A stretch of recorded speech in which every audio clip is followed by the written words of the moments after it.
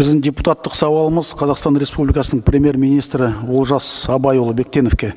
Құрметті Олжас Абайұлы, осы жылдың 2 қыркүйегінде мемлекет басшысы Қасым-Жомарт Кемелұлы Тоқаев Қазақстан халқына жолдауында дені сау жастарды тәрбиелеудің және бүкіл ұлттың денсаулығын нығайтудың негізгі факторларының бірі ретінде бұқаралық спортты дамытудың маңыздылығын атап өтті. Президент бұл саланың белсенді дамуынсыз халық денсаулығының мәселелерінде ілгерілеуге қол жеткізу мүмкін еместігін ерекше атады. Президент сондай-ақ спорт саласын реттейтін заңнаманы жаңарту қажеттілігіне назар аударды.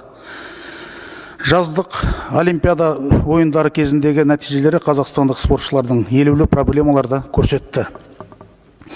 Олардың ішінде жастар арасында бұқаралық спортты дамытудың мүмкіндіктерін шектейтін білім беру мекемелерінде дене шынықтыру және спортпен шұғылдануға арналған материалдық техникалық базаның нашарлығы, оқу орындары әкімшілігінің студенттік спортты дамытуға және жастар жарыстарға қатысуына мотивацияның төмен деңгейі, әсіресе жастар арасында салауатты өмір салтын насихаттаудың жеткіліксіздігі, балалар және жастармен жұмыс істейтін білікті мамандардың, әсіресе жаттықтырушылардың жетіспеушілігі, өңірлік деңгейден бастап спорттағы жоғарғы жетістіктер сабақтастығының әлсіз жүйесі, өңірлерде олимпиадалық спорт түрлерін дамытудың төмен деңгейі және спортшыларды ұлттық құрамалар құрамына беруге мүдделіліктің болмауы.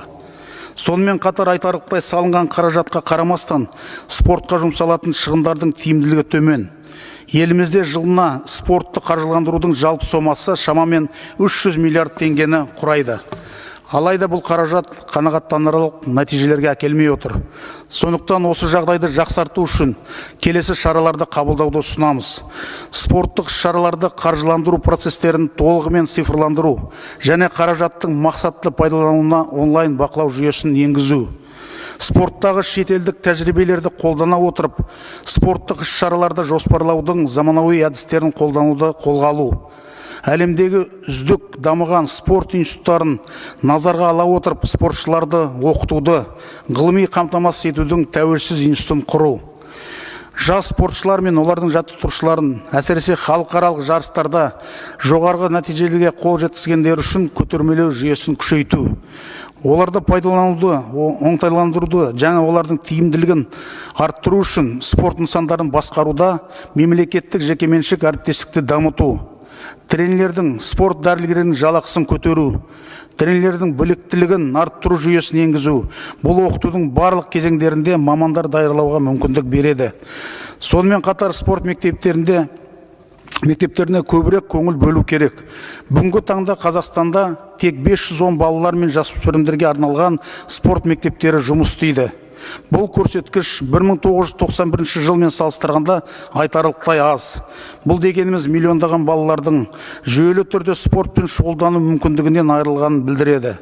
Жаңа спорт мектептерін құру және спорт секцияларын дамыту маңызды міндет. Сонымен қазақстандық спортқа маңызды реформалар қажет. Ол үшін Қазақстан Республикасы үкіметінің спортты одан әрі дамыту жөніндегі шаралар туралы қаулы шығарылуын, осы қаулының іске асыру жөніндегі құжаттың қабылдануын, мемлекеттік спортты дамытудың 2025-2028 жылдарға арналған бағдарламасы және 2032 жылға дейінгі даму стратегиясы бекітілуін ұсынамыз.